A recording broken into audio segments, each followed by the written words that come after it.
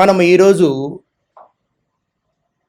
First యూనిట్లో micro ఎకనామిక్స్లో మొదటి యూనిట్లో భాగంగా డిమాండ్ భావన, డిమాండ్ సూత్రం గురించి తెలుసుకున్నాం. ఈరోజు today we are discussing about the concept of demand, the determinants of demand, law of demand and exemptions of law of demand.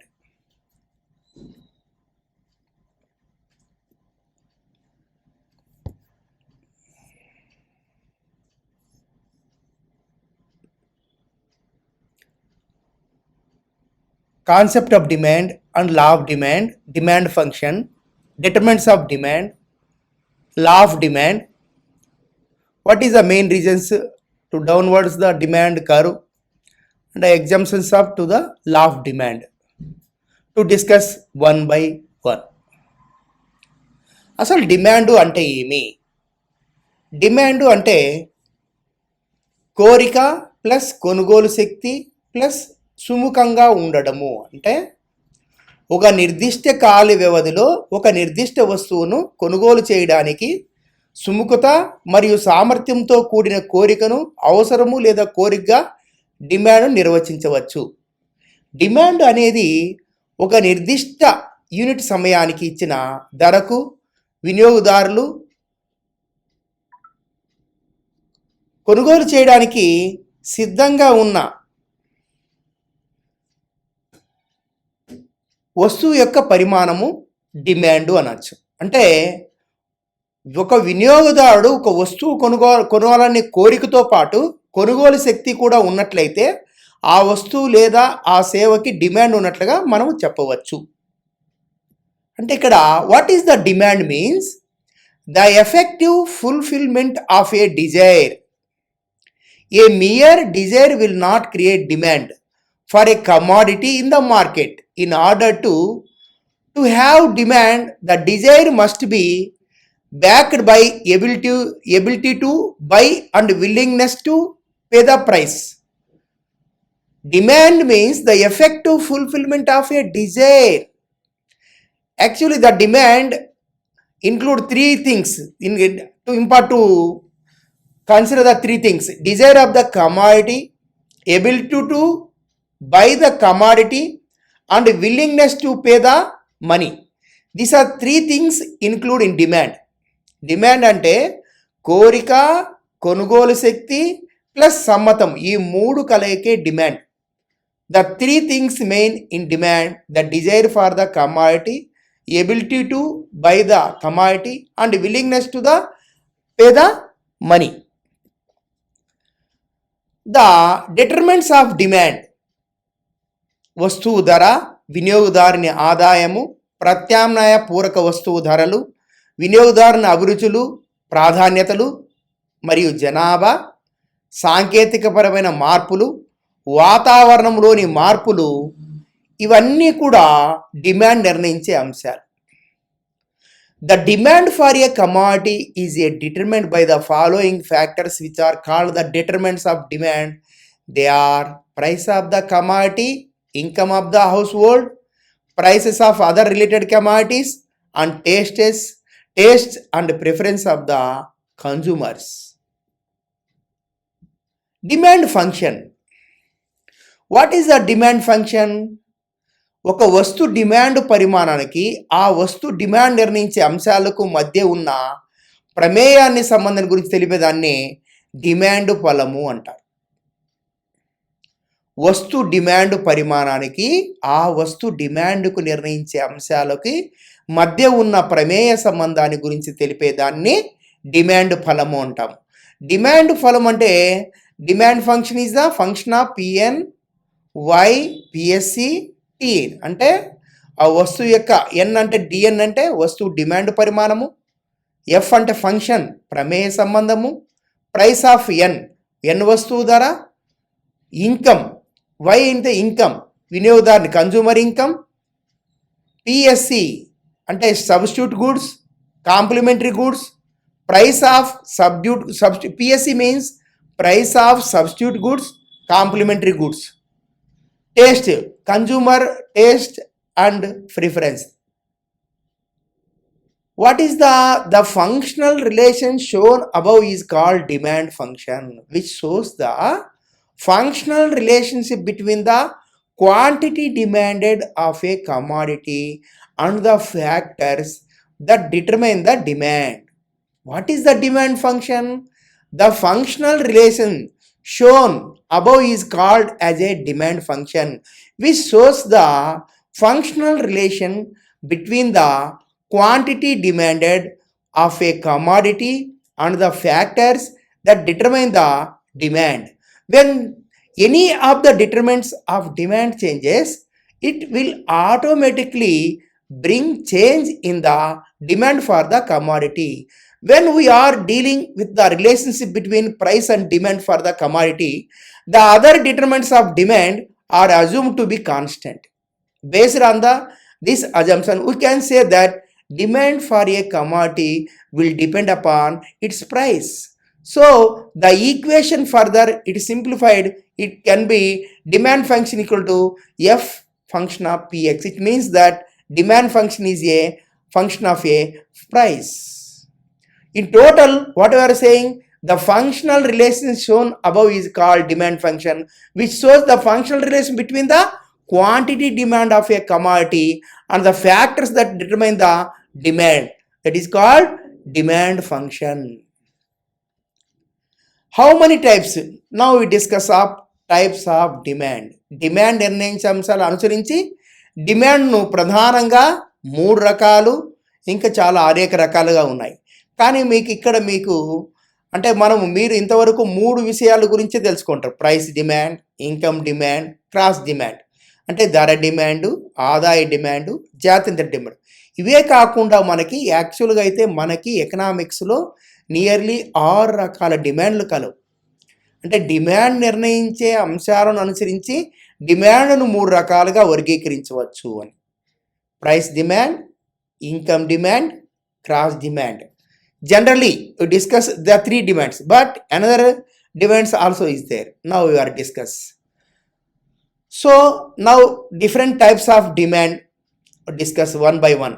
The price demand, it refers to the various types of quantities of goods or services which a customer will buy at a quoted price and given a time, considering other things remain constant.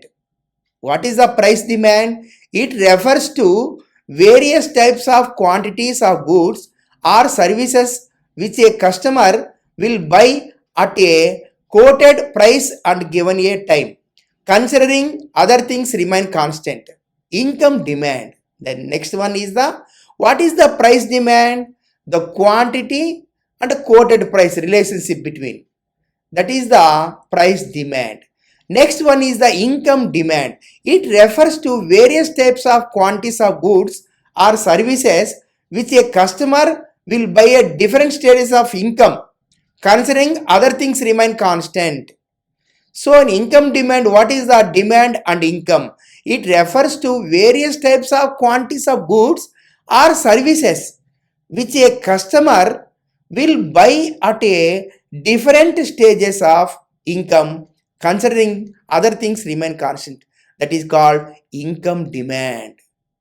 The third one is the cross demand. This means that the product's demand does not depend on its own cost but depends on the cost of other related commodities. What is the cross demand? What is the cross demands in substitute goods and complementary goods? Depend on the demand, depend upon the cost and other related commodities and substitute goods or complementary goods. This means, what is the cross demand? This means that the products of demand does not depend on its own cost but depends on the cost of the other related commodity. That is called cross demand. What is the direct demand?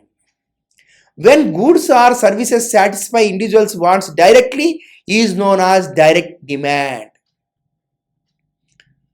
Listen, when goods or services satisfy an individual's want directly is known as direct demand.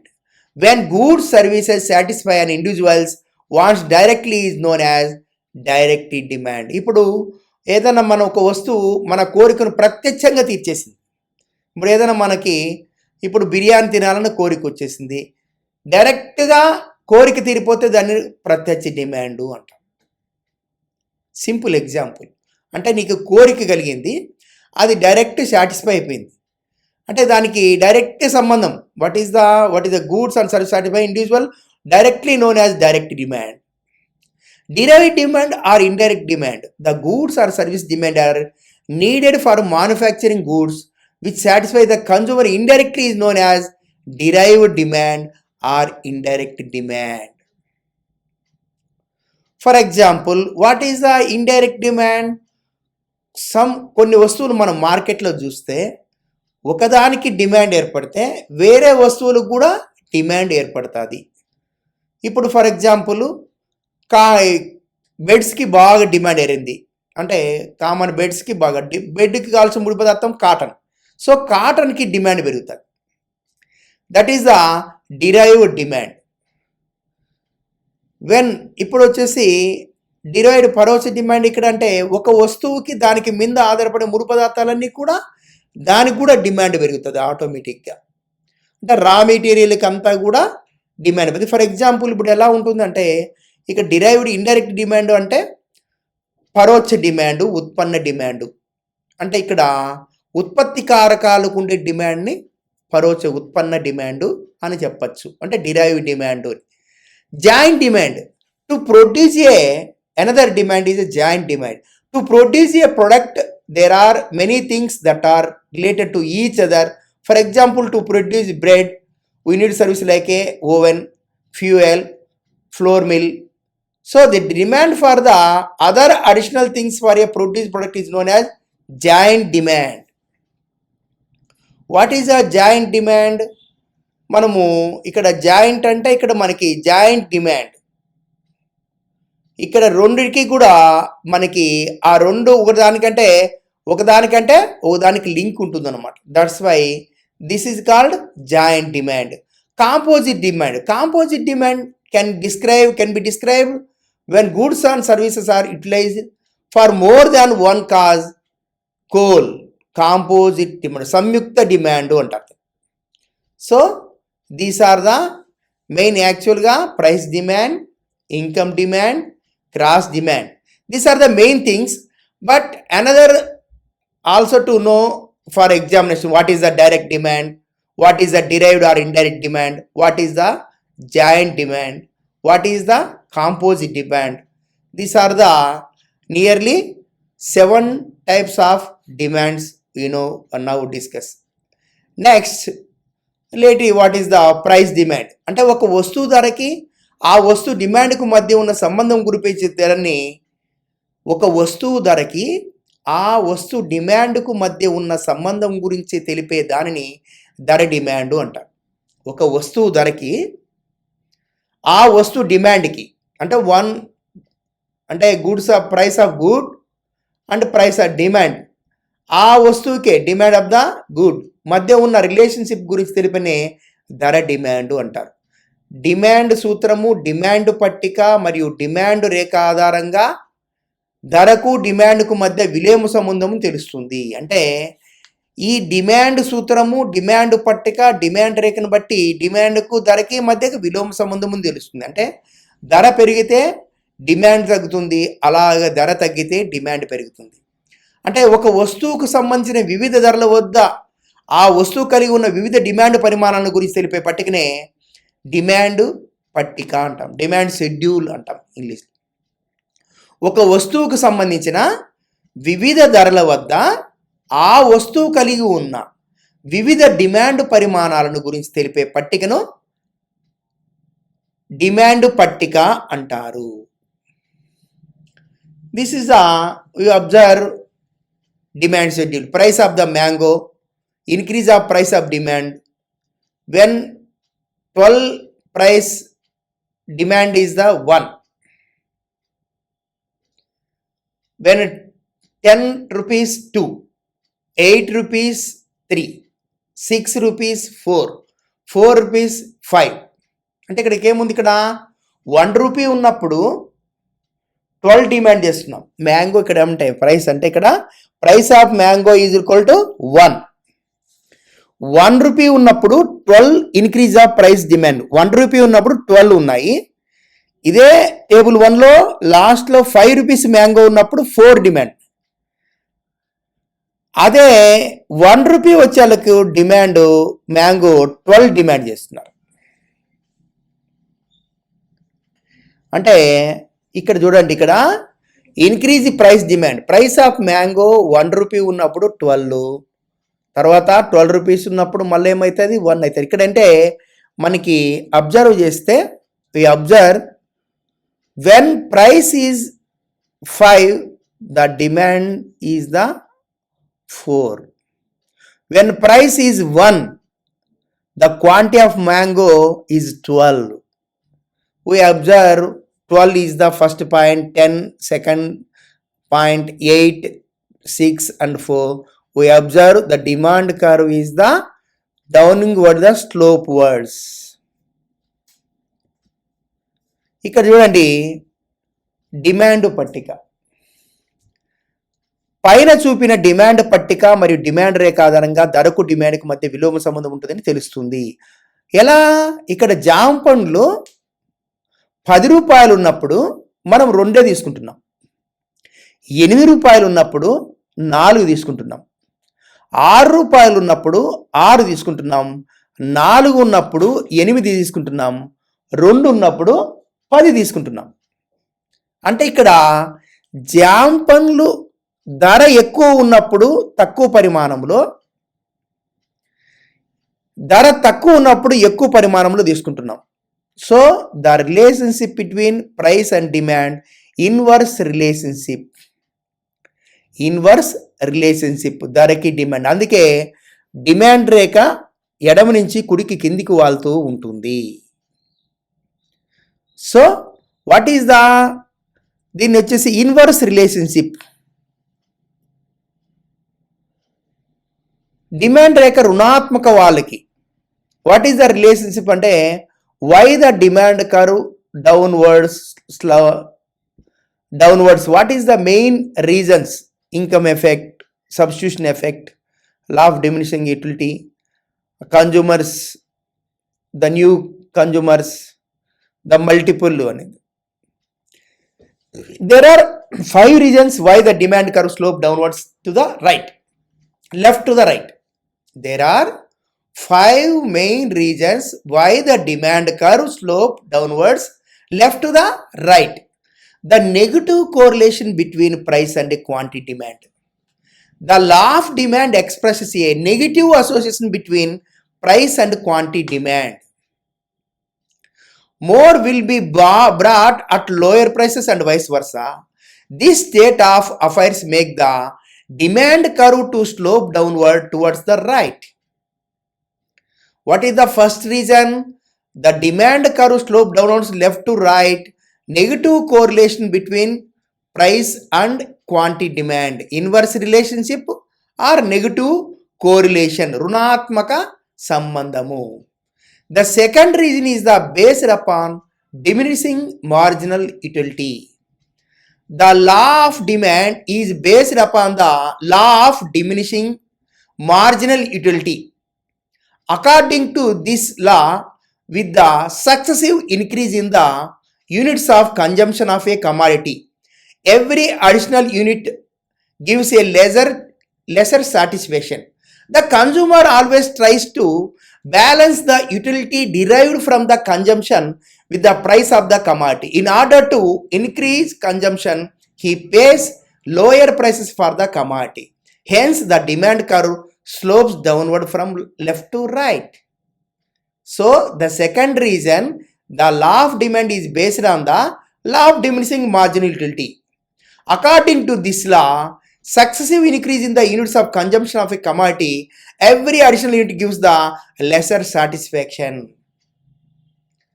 So second reason, what is the demand curve from left to right downwards? The reason is the diminishing marginal utility. The third one is the emergence of potential buyers. The potential buyers are those buyers who are ready to buy the commodity.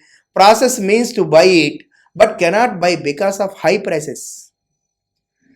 Then high prices the consumer not buy any good, but in lower prices to buy all goods. As soon as the price falls, they put forward their demand. Hence, at low price, demand increases and the demand curve slope downward to the right. This is the third emergence of potential buyers. When the price falls, the emergence of potential buyers to come the market. The fourth one is the income and substitution effect. Professor R.J.D. Allen and Professor J.R.X. in the analysis of indifference curves have tried to make this fact clear that due to fall in prices, not only the real income of the consumer increases, but also there is a redistribution in a budget allocation which causes substitution of one commodity for another. If the price of commodity falls, the consumer can afford to buy more.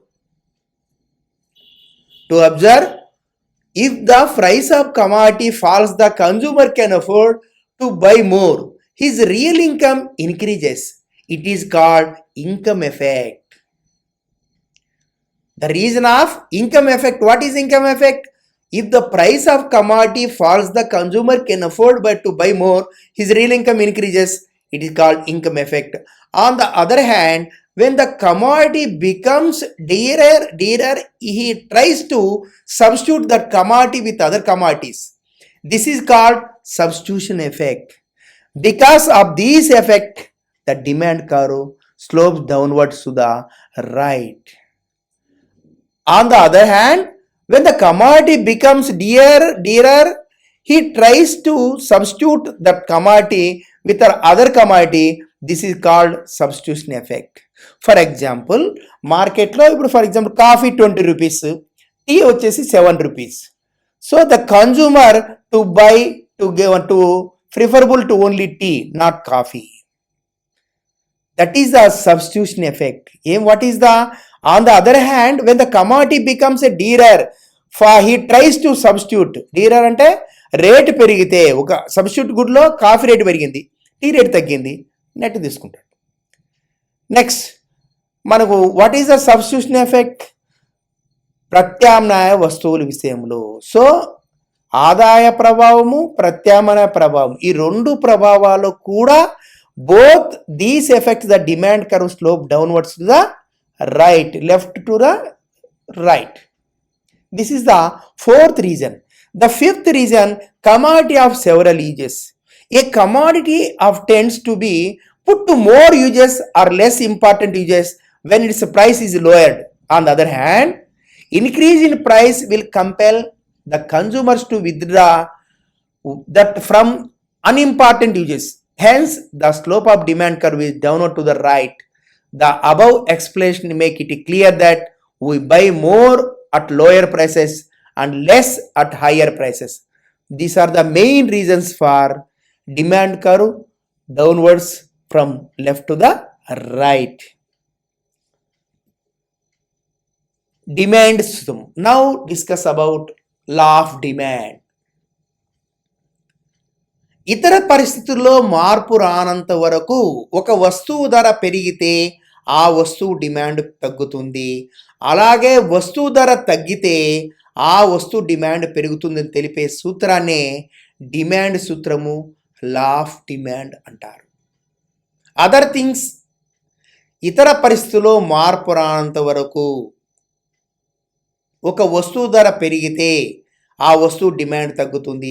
అలాగే వస్తువు ధర తగ్గితే ఆ వస్తువు demand పెరుగుతుందని తెలిపే సూత్రాన్ని demand సూత్రము అంటారు. అంటే ఇక్కడ ఏమి, ఇతర పరిస్థితుల్లో మార్పు రానంత ఒక వస్తువు ధర పెరిగితే ఆ వస్తువు డిమాండ్ తగ్గుతుంది, వస్తువు ధర తగ్గితే ఆ వస్తువు డిమాండ్ పెరుగుతుంది తెలిపే సూత్రాన్ని లా ఆఫ్ డిమాండ్ సూత్రం అంటారు. అంటే డిమాండ్ సూత్రంలో వస్తువు ధరకు దాని డిమాండ్ పరిమాణకు మధ్య ఉన్న సంబంధాన్ని తెలియజేస్తుంది.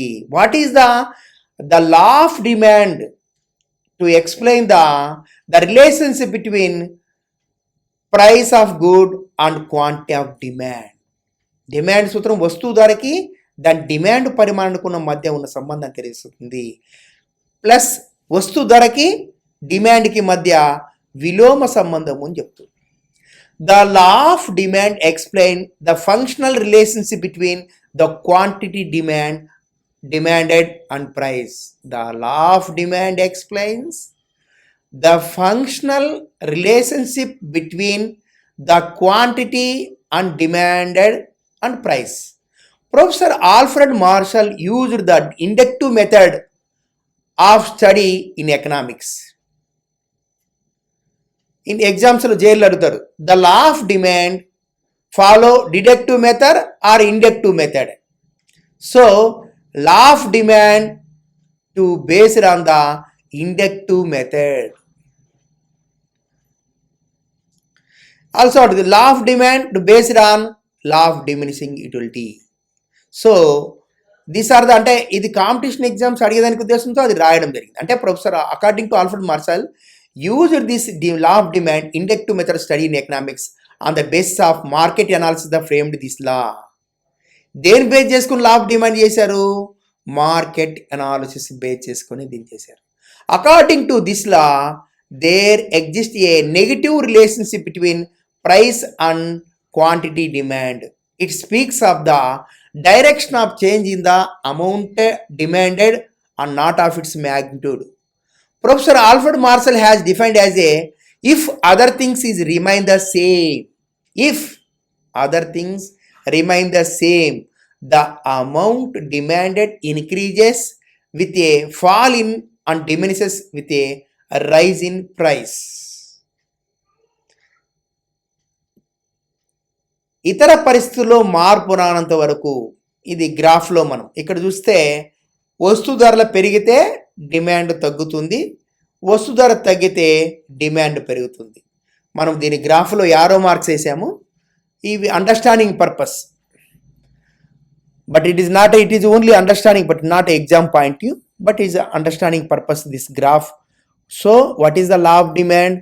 When prices increases, law of demand of goods is decrease. When prices decreases, when law of the goods demand increases. Okay. Demand sutra prameyalu. The demand law of demand based on some assumptions. అంటే వినియోగదారుల ఆదాయాల్లో మార్పు ఉండదు, వినియోగదారుల అభిరుచులు మరియు ప్రాధాన్యతలో మార్పు ఉండదు, మార్కెట్లోని ఇతర వస్తువుల ధరల్లో మార్పు ఉండదు, మార్కెట్లోకి నూతన వస్తువులు ప్రవేశించవు, దేశంలోని జనాభా పరిణామంలో మార్పు ఉండదు. మనం ఏమనుకున్నాం? అదర్ థింగ్స్ ఈజ్ కాన్స్టెంట్ అంటాం కదా. ఇతర పరిస్థితుల్లో మార్పు రానంత వరకు ఈ డిమాండ్ సూత్రం పనిచేస్తుందని. కాబట్టి ఎక్కడ దీంట్లో మీరు గమనిస్తే మార్పు ఉండదు, డోంట్ చేంజ్ అని ఉంటుంది అనమాట. చూడు, what is the assumptions of the law of demand? There should not be any change in the income of the consumer. There should be no change in the taste, habits and fashion of the consumer. No change in the prices of related goods. Population should be constant. Should not anticipate in price change in the future. The distribution of wealth should not change. The season and climate should not change. No change in government policy. ఇక్కడ ఏముంది మనకి? Other things is constant, అన్ని change కాకూడదు. That is the main essence of the law of demand. ఇక్కడ exemptions of the law of demand గురించి ఇప్పుడు discuss చేద్దాం. What is the exceptions to the law of demand? Demand మినహాయింపులు మనకేం తెలుసు? ఇక్కడ గిఫన్ వస్తువులు, గౌరవ సూచిక వస్తువులు, అంచనా వ్యాపారం మాత్రమే మనం చదివిన పుస్తకాలలో కానీ ఇవన్నీ ఉన్నాయి. కానీ ఇంకా డీటెయిల్గా డిస్కస్ చేసుకున్నాం. అంటే ఈ డిమాండ్ సూత్రం పనిచేయదు. అంటే డిమాండ్ రూక ఎడం నుంచి కుడి కిందికి వెళ్తుంటుంది, కానీ ఈ డిమాండ్ సూత్రంలో మాత్రం కుడి నుంచి పైకి పోతుంటుంది. In certain cases, the demand curve slope from left to right, it has positive slope, not negative slope. Under certain circumstances, consumers buy more when the price of commodity rise. ఎందుకు exceptions of law of demand? ఇక్కడ price rise అయ్యే కొద్దీ consumers buy more the price of the community and less when price falls shown by the demand curve figure 1 upward resulting in a upward sloping demand curve. Observe చేయండి, ఇక్కడ demand మినహాయింపు రేఖ ధరకు మరికో వస్తు డిమాండ్కి మధ్య అనులోమ సంబంధం ఉంటుంది. ఇక్కడ ఏం చూడండి కొద్దిగా, ఇక demand curve actually right to left, but ఇక్కడ వచ్చేసి when price rises P the quantity is OQ, but the price rise OP one the quantity demand also OQ one. So ఇక్కడ డిమాండ్ ఎక్సెప్షన్స్లో మనకి సప్లై కర్వ్ తిన ఉంటుంది అనమాట, అంటే 45 డిగ్రీ యాంగిల్లో ఉంటుంది అనమాట ఇక్కడ. కాబట్టి డిమాండ్ కర్వ్ అనేది ఇక్కడ 45 డిగ్రీ యాంగిల్లో ఉంటుంది. What is the now we discuss one by one exceptions up to the law of demand. అంటే యాక్చువల్గా మనం ఇంటర్మీడియట్ టెక్స్ట్ బుక్లో కానీ డిగ్రీ టెక్స్ట్ బుక్లో కానీ గిఫెన్ గుడ్స్లో గౌరవ సూచక వస్తువుల్లో అంచనా వ్యాపారంలో మాత్రమే పనిచేయదు లా ఆఫ్ డిమాండ్. బట్ మనం ఇప్పుడు గమనిస్తే war, if shortage in feared in anticipation of war, people may start buying for building stocks for hoarding even. మనకి చూడొచ్చు, ఇప్పుడు ఇక్కడైనా ప్రపంచ యుద్ధము మామూలు జరుగుతున్న దేశాల మధ్య జరుగుతుండే రష్యాను ఉక్రెయిన్, అక్కడ జరుగుతున్న వారంటే ముందుగానే స్టాక్ పర్పస్ ఏం చేస్తారంటే అక్కడ ప్రైస్ రైజ్ అయ్యే కొద్దీ వస్తువు కొనేస్తుంటారు. అంటే వార్ విషయంలో ఈ లా ఆఫ్ డిమాండ్, వార్ పరిస్థితి ఉన్నప్పుడు ఈ లా ఆఫ్ డిమాండ్ పని చేయదు. మనం ఇంకోటి కూడా గమనించవచ్చు, కర్ఫ్యూ అంటాం. కర్ఫ్యూ టైంలో కూడా లా ఆఫ్ డిమాండ్ వర్తించదు. కర్ఫ్యూలో ఎప్పుడో 1 అవర్ మనకి రిలీఫ్ ఇస్తారు. ఆ రిలీఫ్లో పోయేసి అందరూ వస్తువులు కొనుక్కుంటారు, ఎంత రేట్ అని చూడరు, ఎంతన్నాను కొనేస్తారు. The second one is the depression. During a depression the price of commodities very low and the demand for them is also less. This is because of lack of purchasing with consumer. ఇక్కడ కూడా అంటే 1929లో great depression వచ్చింది. అంటే ఇక్కడ ఈ టైంలో కూడా లా of demand మనకు పనిచేయదు. During a depression the price of commodities are very low and the demand for them is also less. This is because of the lack of purchasing power with consumers. Now the Giffen paradox, Giffen వస్తువులు. If a commodity happens to be necessity of like a wheat, consumers are forced to reduce the consumption of more costly foods like meat, fish, and wheat being still the cheapest food, they will consume more of it. In case of an underdeveloped economy, with the fall in the price of inferior commodity like maize, consumers will start consuming more of the superior commodity like wheat. As a result, the demand for maize will fall. This is what Marshall is called Giffen paradox, which makes the demand curve to have a positive slope. ఇక్కడ గిఫన్ పారాడాక్స్లో గిఫన్ వస్తువుల విషయంలో మనం ఏం చెప్పుకుంటున్నాము అంటే అంటే ఇక్కడ నిత్యం వాడే వస్తువుల విషయంలో డిమాండ్ సూత్రం పనిచేయదు, అక్కడ మినహాయింపు. దీన్ని రాబర్ట్ గిఫన్ కనుక్కున్నాడు కాబట్టి దానికి గిఫన్ వైపరీత్యము అని పెట్టారు, గిఫన్ పారాడాక్స్. ఇది one example. Next one is the demonstration effect,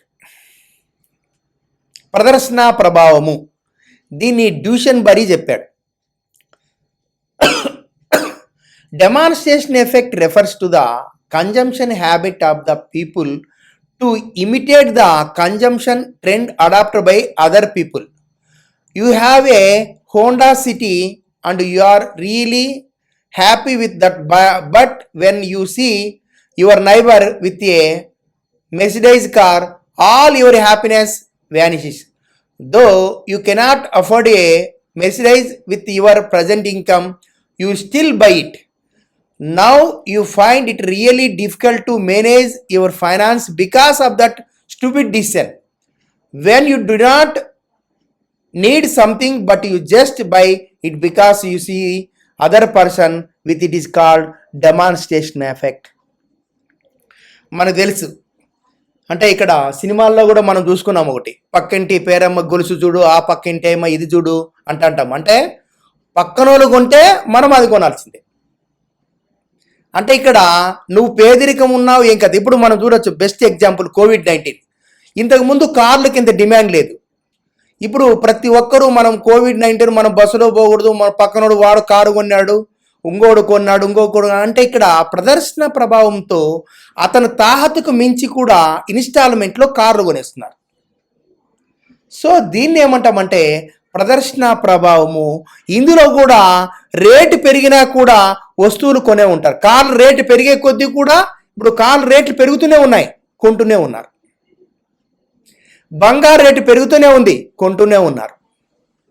so demonstration effect కూడా వన్ ఆఫ్ ద ఎగ్జాంప్షన్. తర్వాత ignorance effect. Consumers buy more at a higher price under this influence of ignorance effect, where a commodity may be mistaken for some other commodity due to deceptive packing, label, etc. ఒకసారి బ్రాండ్తో కూడా కొనేస్తుంటారు, ధర ఎక్కువైనా కూడా లేదు, అట్లేం లేదు, అది brand, ఇది బ్రాండ్ అని. అంటే బ్రాండ్ ఇమేజ్ ద్వారా కూడా మనకి లా ఆఫ్ డిమాండ్ పనిచేయవు. Necessities of life.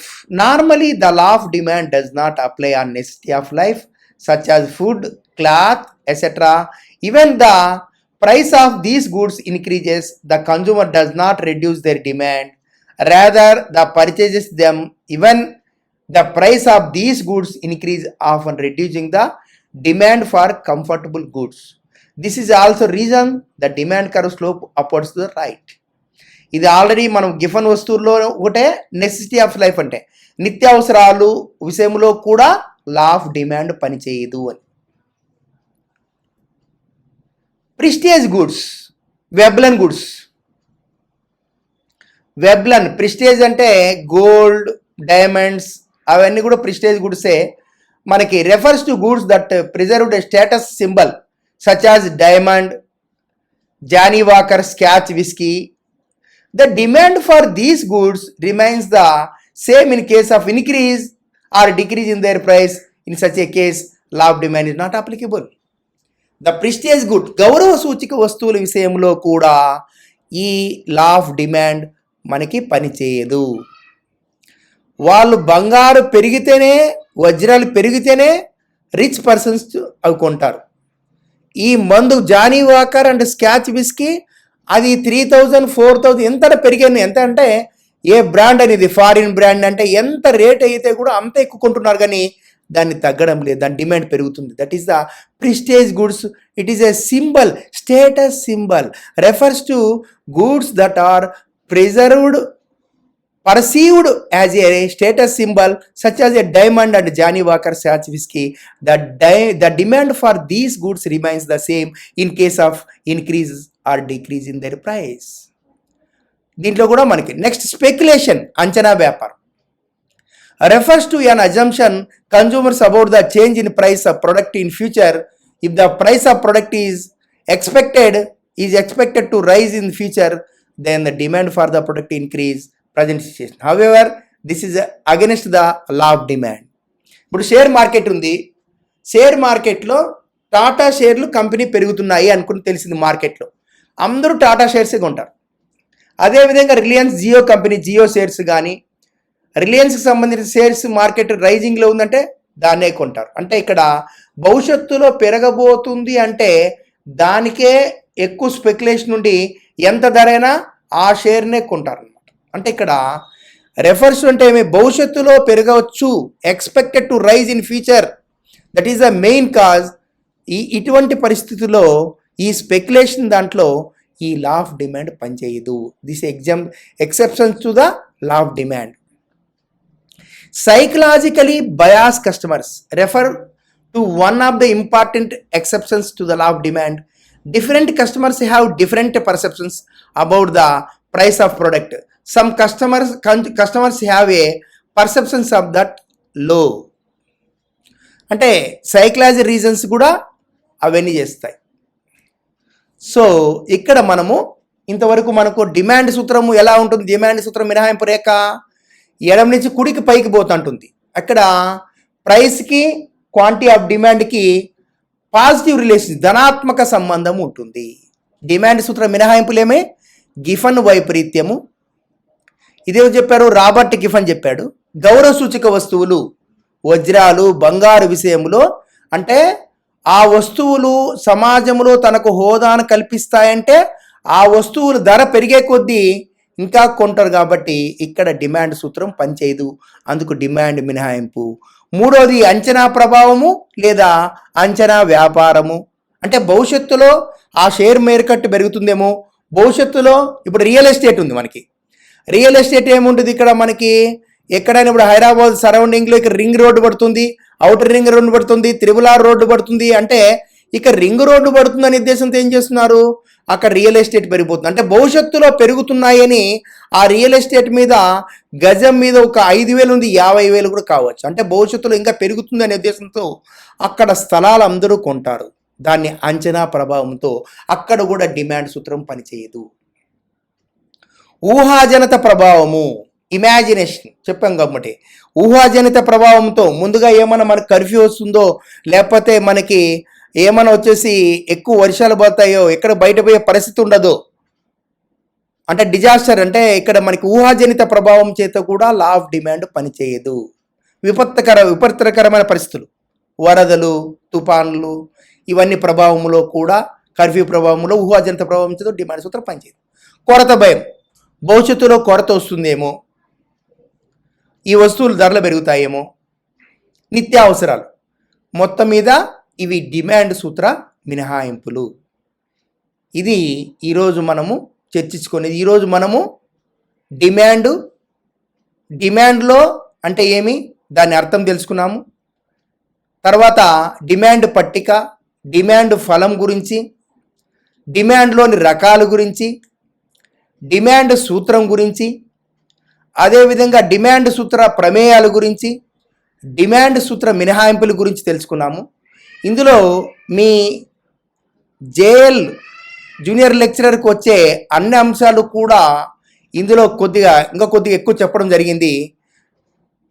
కాబట్టి ఇది పూర్తిగా 1-2-3 సార్లు పూర్తిగా వినేసి నా ఛానల్ని సబ్స్క్రైబ్ చేసుకోండి. 1-2 సార్లు వినండి, అప్పుడే అర్థమవుతుంది. ఇది ఎందుకంటే ఇది సబ్జెక్టివ్ కాబట్టి, ఎకనామిక్ సబ్జెక్ట్ కాబట్టి ఒకసారి వింటే మీకు అర్థం కాదు, 2-3 సార్లు వింటేనే అది పూర్తిగా అర్థమవుతుంది. వినండి, మీ భవిష్యత్తుకి మార్కులు పెంచుకునే ఉద్దేశంతో ఇవన్నీ చేయడం జరిగింది కాబట్టి వినండి. తర్వాత